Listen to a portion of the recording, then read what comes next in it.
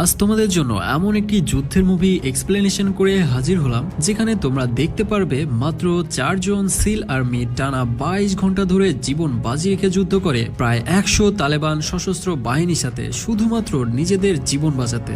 বলছিলাম 2013 সালে হাইপ তোলা সত্য ঘটনা অবলম্বনে তৈরি লঞ্চ সার্ভাইভাল মুভির কথা। 4 জনের একটি স্পেশাল সিল টিম আফগানিস্তানের একটি মিশনে এসে ফেসে যায় 100 সশস্ত্র ভয়ঙ্কর তালেবান বিদ্রোহীর কাছে। নিজের জীবন বাঁচাতে যুদ্ধ করতে হয়েছে AK-47 সহ আরপিজি, রকেট লঞ্চারের মতো ভয়ানক ওয়েপনের সাথে।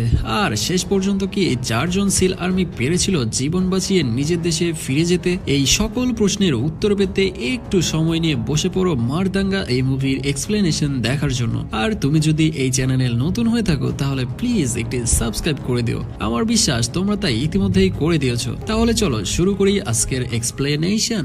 মুভি শুরুতে আমরা দেখতে পাই মার্কাস লুট্রেস নামের একজন নেভি সিলের আর্মিকে খুব খারাপ অবস্থায় উদ্ধার করে নিয়ে আসা হয়েছে। মার্কাস লুট্রেসের এই অবস্থা কি করে হলো, আর তার সাথে বাকি 3 জন আর্মি কেন ফিরে আসেনি বা তারা কিভাবে মারা গেল, সেটা জানার জন্য তোমাদেরকে ফিরে যেতে হবে 3 দিন পেছনে। বারগাম এয়ারবেস, যেখানে আমরা দেখতে পাই আর্মির সোলজারদের স্পেশাল ফোর্সের কঠিন ট্রেনিং দেওয়া হচ্ছে। মূলত স্পেশাল ফোর্সে জয়েন করতে হলে তোমাকে হতে হবে সব দিক থেকে 100-তে 100। আর এই স্পেশাল ফোর্সের সদস্যরা কি ভয়ানক জিনিস সেটা তোমরা সবাই জানো। ট্রেনিং শেষ করে 4 জনকে সিলেক্ট করা হয় তাদের টার্গেট আফগানিস্তানের একটি মিশনে, এবং তাদের অপারেশন রেড উইংসে যেতে হবে আজকে সন্ধ্যা 6টায়। মূলত অপারেশন রেড উইংস হচ্ছে এই মিশনের একটি কোড নেম, আর এই মিশনের উদ্দেশ্য হচ্ছে তালেবানের শাহ আহমদ শাহকে হত্যা করা। কারণ আহমদ শাহ আফগানিস্তানের মিশনরত অনেক আমেরিকান মেরিন আর্মিকে নৃশংসভাবে খুন করেছে, আর এজন্যই এই 4 জনের একটি টিম তৈরি করা হয়েছে।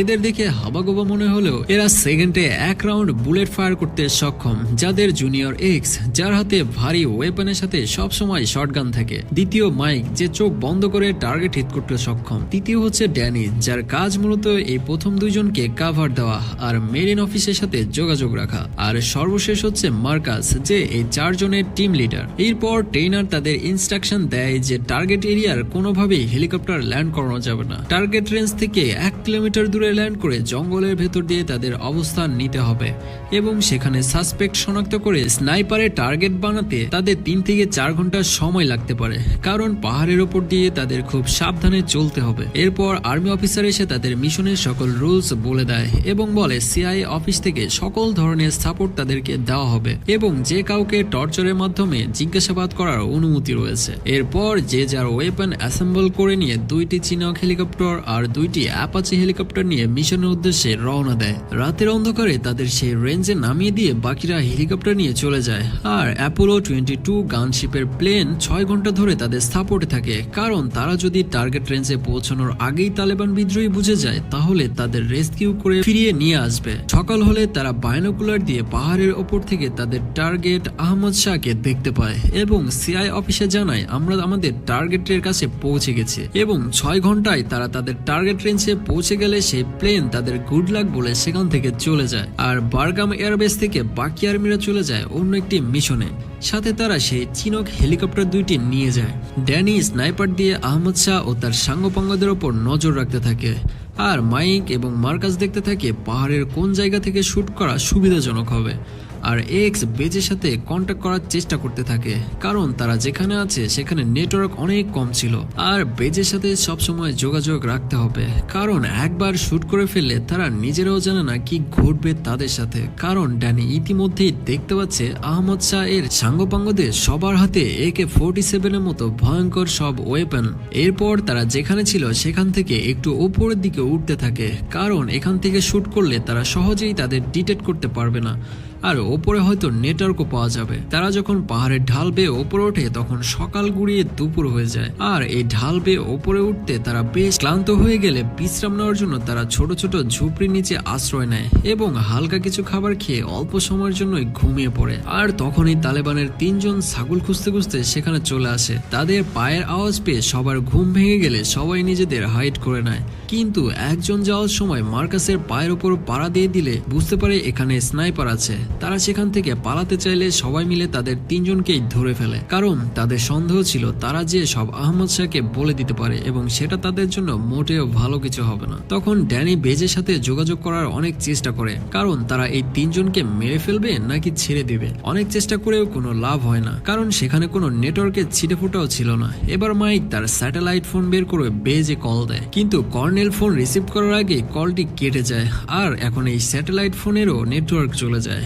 এমন সময় তারা চারজন ডিসাইড করতে থাকে তারা কি তাদের মেরে ফেলবে নাকি ছেড়ে দেবে। তখন এক্স ও ড্যানি এই তিনজনকে মেরে ফেলতে বলে, কিন্তু মার্কাস তাদের ছেড়ে দিতে বলে এবং বলে এদের ছেড়ে দিয়ে আমরা এখান থেকে চলে যাব। যেহেতু মার্কাস তাদের টিম লিডার, তাই তার কথা শুনতে হয়। তাদের ছেড়ে দিয়ে মিশন ক্যান্সেল করে তারা সেখান থেকে চলে যায়, কিন্তু সেই তিনজনকে ছেড়ে দিলে তাদের মধ্যে একজন সাথে সাথেই দৌড়ে যেয়ে আহমদ শাহকে বলে দেয় পাহাড়ের ওপর আমেরিকান আর্মি চলে এসেছে। আর এদিকে সিল টিমের আর্মিরা পাহাড়ের ঢাল বেয়ে ওপরে উঠে দেখে তারা ভুল একটি জায়গায় এসে পড়েছে, আর এখানে সে আগের মতো নেটওয়ার্কের কোনো ছিটে ফোটাও নয়। এসব দেখে মার্কাস বলে একটু পরেই সন্ধ্যা নেমে আসবে, আমাদের উচিত পাহাড়ের নিচে নেমে কোথাও আশ্রয় নেওয়া, কারণ রাতের বেলায় পাহাড়ে অনেক ঠান্ডা পড়ে। কালকে সকাল হলে আমরা এখান থেকে চলে যাব। এদিকে এয়ারবেস থেকে তাদের সাথে যোগাযোগ করার চেষ্টা করে অফিসাররা ব্যর্থ হয়, আর এদিকে সিল টিমের সবাই নিচে নেমে ঝোপঝাড়ের নিচে আশ্রয় নেয়। ঠিক তখন এক্স দেখতে পায় একটু দূরেও কেউ একজন আছে, তাই মার্কাস বিষয়টা দেখার জন্য একটু বেরিয়ে ওপরে উঠে দেখে আহমদ শাহ এর 100 জনের অধিক সশস্ত্র বাহিনী তাদের খুঁজতে খুঁজতে সেখানে চলে এসেছে। মাইক নিচে এসে সবাইকে যুদ্ধের জন্য রেডি হতে বলে, কারণ তারা এমন অবস্থায় ফেসে গেছে এখান থেকে বের হওয়ার আর কোনো রাস্তা নাই। তখন মার্কাস বলে আমি ভুল সিদ্ধান্ত নিয়েছি সোলজার, তোমরা আমাকে ক্ষমা করো। কিন্তু মাইক বলে আমাদের এতে কোনো আক্ষেপ নাই। ঠিক এমন সময় এক্স দেখতে পায় আহমদ শাহের লোকজন তাদের কাছে এসে পড়েছে, আর মার্কাস তার স্নাইপার দিয়ে টার্গেট করে শুট করে দিলে শুরু হয় সিল আর্মি ভার্সেস তালেবানের বিদ্রোহীর তুমুল যুদ্ধ। তাদের চারপাশে বুলেট শো শো করে উড়ে যেতে থাকে, এর মধ্য দিয়ে তারা আহমদ শাহের অনেক সৈন্যকে মেরে টপাটপ কিল করতে থাকে। এমন সময় বেস থেকে সিগন্যাল আসলে ড্যানি কল রিসিভ করতেই যাবে, এমন সময় একটি বুলেট এসে তার হাতে লাগে এবং তার 4টি আঙ্গুল পড়ে যায়। এরপর বাকি আর্মিরা তালেবানের বুলেটে আহত হতে থাকে, কারো হাতে, কারো কাঁধে, কারো পায়ে গুলি লাগে। এসব সহ্য করেও যখন সিল আর্মি পাল্টা আক্রমণ চালাতে যাবে, এমন সময় দেখা যায় তালেবানের সৈন্যরা হেভি মেশিন গান সেট করে ফেলেছে। কিছু বুঝে ওঠার আগে শুরু হয় বুলেটের ঝড়। অবস্থা খারাপ দেখে সিল আর্মি নিজেদের পজিশন পরিবর্তন করতে গেলে এবার তারা দেখতে পায় তালেবানের একজন আরপিজি নিয়ে তাদের দিকে এগিয়ে আসছে। এসব দেখে তাদের কলিজা একেবারেই উড়ে যায় এবং মার্কাস তাদের দ্রুত নির্দেশ দেয় পাহাড় থেকে ঝাঁপ দিতে। আর এদিকে তালেবান বিদ্রোহীরা তাদের ওপর মেশিন গান আরপিজি দিয়ে আক্রমণ করতে শুরু করলে তারা কোনো কিছু না ভেবেই পাহাড় থেকে নিচে ঝাঁপ দেয়। কেউ পাথরের সাথে, কেউ গাছের সাথে বাড়ি খেতে খেতে নিচে এসে পড়ে এবং শেষে দেখা যায় এরকম আঘাত পাওয়ায় তারা সবাই বেশ ভালোভাবে জখম হয়ে গেছে। কারো হাত ভেঙে গেছে, কারো পায়ের গোড়ালি ভেঙে যায়। পাহাড় থেকে পড়ে যাওয়ায় মার্কাস তার রাইফেল হারিয়ে ফেলায় এবং একটু দূরেই খুঁজে পায়। তখন মার্কাস বলে দেখেছো, ঈশ্বর আমাদের সাহায্য করছে। এটা শুনে মাইক বলে এটা যদি তোমার কাছে সাহায্য মনে হয় তাহলে সাহায্যকে কি বলবে। এবার দেখা যায় তালেবান বিদ্রোহীর একজন সৈন্য রকেট লঞ্চার নিয়ে তাদের দিকে এগিয়ে আসছে। এটা দেখে মার্কাস বলে সোলজার, আমি খুবই দুঃখিত যে আমার সিদ্ধান্তটা খুবই বাজে ছিল। এবার মার্কাস সবাইকে পজিশন নিতে বলে, কিন্তু তাদের এই জায়গাটা খুব একটা ভালো ছিল না, কারণ তারা এখান থেকে তালেবানদের টার্গেট করতে অসুবিধা হচ্ছিল।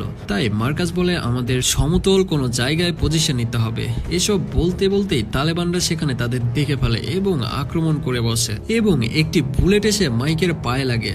তালেবানরা গুলি করতে করতে সামনের দিকে এগিয়ে আসতে থাকলে তারা সেখান থেকে পেছনে ফিরতে বাধ্য হয়, কিন্তু তালেবান সৈন্যরা তাদেরকে পেছনে পেছনে আসতে থাকে। এমন সময় একটি বুলেট এসে ড্যানির বুক এফোড় করে দেয় এবং সেখানে ড্যানি পড়ে যায়। এটা দেখে মাইক তাকে টেনে কোনোভাবে পাহাড়ের আড়ালে নিয়ে এসে আশ্রয় নেয়। ড্যানির অবস্থা খুবই খারাপ দেখে মাইক বলে যে কোনো মূল্যে আমাদের সাহায্যের প্রয়োজন। তাই মার্কাস আবার পেজের সাথে যোগাযোগ করার চেষ্টা করে, কিন্তু সেখানেও সে আগের মতো কোনো নেটওয়ার্ক পাচ্ছিল না। মার্কাস ড্যানির বুকে যেখানে গুলি লেগেছে মাটি দিয়ে সেখানে রক্ত পড়া বন্ধ করার চেষ্টা করতে থাকে। এদিকে দেখা যায় তালেবান বিদ্রোহীরা তাদের খুঁজতে খুঁজতে সেই পাহাড়ের ঢালের ওপর চলে এসেছে। তালেবানদের ভারী ওয়েপনের সাথে না পেরে মাইক স্মোক ছেড়ে দেয় আর সেখান থেকে পালিয়ে যেতে সক্ষম হয়, কিন্তু সেখান থেকে পালানোর সময় ড্যানি ওপর থেকেই পড়ে পড়ে যায় কারণ সে মৃতপ্রায় হয়ে গেছিল। এবার তালেবান বাহিনী সেখানে চলে আসে এবং কয়েকটা শুট করে ড্যানের মৃত্যু নিশ্চিত করে। এরপর নিচে থেকে মার্কাস দেখতে পায় ওপর থেকে তালেবানরা আরপিজি নিয়ে তাদের দিকে টার্গেট করছে। কিছু বুঝে ওঠার আগেই তাদের ওপর আরপিজি দিয়ে হামলা করে দেয় তালেবান বিদ্রোহী। চারিদিকে ভয়ানক বুলেট আর আরপিজির আক্রমণে অবস্থা মর্মান্তিক হয়ে উঠলে মার্কাস বলে, এভাবে আমরা সবাই মারা যাব, তোমরা এখানেই থাকো, আমি ওপরে যাব আর বেজের সাথে কন্ট্যাক্ট করব। কিন্তু কেউ এই বিষয়ে রাজি হয় না, কারণ ওপরে যাওয়া মানে নিশ্চিত মৃত্যু। তখন এক্স বলে, তুমি আমাদের টিম লিডার, তাই আমরা বেঁচে থাকতে তোমাকে কিছুতেই মরতে দেব না, তোমরা তালেবানের সাথে যুদ্ধ করতে থাকো, আমি ওপরে যাব আর আমি ফিরে না আসলে তোমরা কষ্ট পেও না। আমি আমার সহযোদ্ধাদের জন্য স্বেচ্ছায় জীবন বিসর্জন দিলাম। এবং এক্স তার সব ম্যাগাজিন মাইকের হাতে দিয়ে দেয় এবং এটা বলেই সে স্যাটেলাইট ফোন নিয়ে ওপরে উঠে যেতে থাকে। ওপরে উঠে এক্স বেজের সাথে কন্ট্যাক্ট করতে সক্ষম হয় এবং বর্তমান পরিস্থিতি তাদের জানিয়ে দিলে এয়ারবেস থেকে দ্রুত 2টা অ্যাপাচি হেলিকপ্টার পাঠায় তাদের রেস্কিউ করার জন্য। আর ঠিক তখনই পেছন থেকে তালেবান এক সৈন্য এক্স এর পিঠে শুট করে দেয়। আর এদিকে দেখা যায় এয়ারবেস থেকে বাকি নেভি সিলের একটি টিম গান লোড করে বেরিয়ে পড়ে তাদের রেস্কিউ করার উদ্দেশ্যে।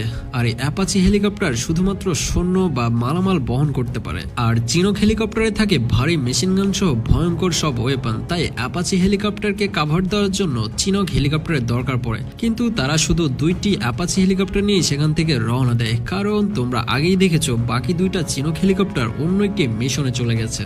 এবার এদিকে দেখা যায় তালেবানরা ভয়ঙ্কর সব ওয়েপন দিয়ে আক্রমণ করে মাইক এবং মার্কাসকে একেবারে কোণঠাসা করে ফেলেছে। তখন মাইক মার্কাসকে বলে, আমি যদি মারা যাই আমার পরিবারকে বলো আমি তাদেরকে অনেক ভালোবাসি। এবং এটা বলে মাইক বলে, আমাদের আলাদা হয়ে যেতে হবে। এবং আলাদা আলাদা হয়ে পজিশন নিলে হঠাৎ পেছন থেকে মাইকের ওপর শুট করে দেয় তালেবান বিদ্রোহী। হঠাৎ আকস্মিক এরকম গুলিবিদ্ধ হওয়ায় মাইকের রাইফেল পড়ে যায়। তখন তার সাথে শুধুমাত্র একটি 9mm পিস্তল ছিল। মাইক সেটা দিয়েই তালেবানের সাথে লড়াই করতে থাকে।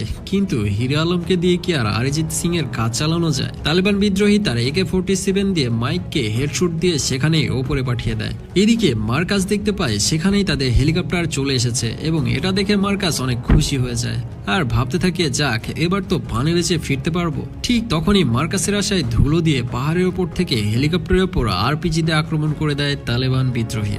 আর নিমিষেই সকল নেভিসিল সদস্য সহ ধ্বংস হয়ে যায় সেই হেলিকপ্টার।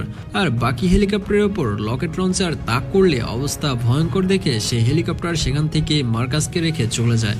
এদিকে মার্কাসের ওপর আবার আরপিজি আক্রমণ করলে সে এবার পাহাড় থেকে নিচে পড়ে যায় এবং সে দেখতে পায় তার পায়ের ভেতর গাছের ডাল ঢুকে গেছে। মার্কাস কিছু দূরে একটি খাল দেখতে পেলে সেখানে যেয়ে পানি খেতে থাকে। এমন সময় সেখানে তালেবানের কিছু লোকজন চলে আসলে মার্কাস মারাত্মক ভয় পেয়ে যায় এবং সাথে সাথে একটি গ্রেনেড বের করে বলে, আমার কেউ কাছে আসবে না, আসলে আমি গ্রেনেডের পিন খুলে দেব। কিন্তু এই তালেবানরা ছিল আহমদ শাহের পাশের গ্রামের এবং তারা কোনো জঙ্গি নয়, তারা এসেছে মূলত মার্কাসকে সাহায্য করতে। এরপর সেই তালেবান মার্কাসকে সেখান থেকে তাদের বাসায় নিয়ে যায় এবং বাসায় যেয়ে মার্কাস একটি ম্যাপ এঁকে সেই তালেবানের হাতে দিয়ে বলে পাশের আমেরিকার বেস ক্যাম্পে এটি পৌঁছে দিতে।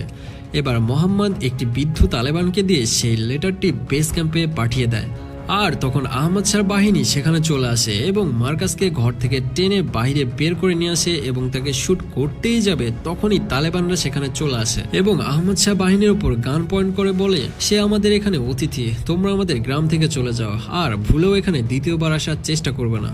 তখন আহমদ শাহের একজন সৈন্য বলে, সামান্য একজন আমেরিকানের জন্য তুমি আমাদের সাথে শত্রুতা করলে এর ফল মোটেও ভালো হবে না। এরপর মার্কাস চাকু দিয়ে তার পায়ের বুকে যাওয়া কাঠের টুকরো বের করে এবং ব্যথায় সেখানেই অজ্ঞান হয়ে যায়।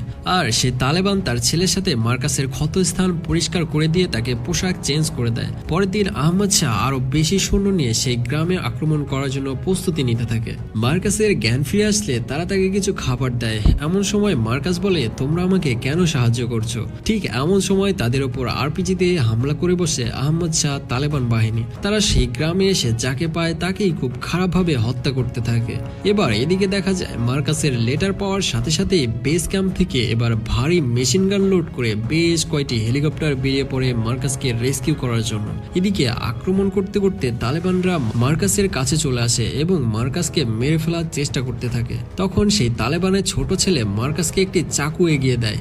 তখন মার্কাস সেই চাকু দিয়ে তালেবান সেই সৈন্যকে হত্যা করতে সক্ষম হয়। এবার বিদ্রোহী তালেবান কিছু বুঝে ওঠার আগেই সেখানে চলে আসে নেভি সিলের স্পেশাল আর্মি, আর কিছু বুঝে ওঠার আগেই টপাটপ কিল করতে থাকে বিদ্রোহী তালেবানদের। নেভি সিলের বুলেট সহ্য করতে না পেরে বিদ্রোহী তালেবানরা পিছু সরতে থাকলে ওপর থেকে হেলিকপ্টার দিয়ে হেভি মেশিন গান দিয়ে ফায়ার শুরু করে নেভি সিলের স্পেশাল ফোর্স। প্রায় 30 মিনিট ধরে চলে এই তুমুল যুদ্ধকাণ্ড। পরিস্থিতি কিছুটা স্বাভাবিক হলে তারা মার্কাসের কাছে পৌঁছে যায় এবং মার্কাসকে সেখান থেকে নিয়ে যেতে চাইলে মার্কাস বলে, তোমরা এদেরকেও আমাদের সাথে নিয়ে চলো। তখন সিল ক্যাপ্টেন বলে, এটার অনুমতি আমাদের নাই, এদেরকে সর্বাধিক নিরাপত্তা দেবে আমাদের স্পেশাল সিল আর্মি। এবং সেখান থেকে মার্কাসকে তারা রেস্কিউ করে আমেরিকায় নিয়ে চলে আসে। এবং এখানে আমরা আবার মুভির শুরুতে চলে আসি, যেখানে তোমরা দেখেছিলে মার্কাসকে খুব খারাপভাবে রেস্কিউ করা হয়েছে। আর এখানেই এই মাস্টারপিস মুভিটি শেষ হয়। মুভির এক্সপ্লেনেশন যদি ভালো লাগে তাহলে একটি লাইক করে সাপোর্ট করো, আর তুমি যদি যুদ্ধের মুভি দেখতে ভালোবাসো তাহলে অবশ্যই কমেন্ট করো। বন্ধুরা, দেখা হবে ঠিক 3 দিন পর নতুন আরেকটি মাস্টারপিস মুভির এক্সপ্লেনেশন নিয়ে। সুস্থ থাকো, নিরাপদ থাকো, ধন্যবাদ।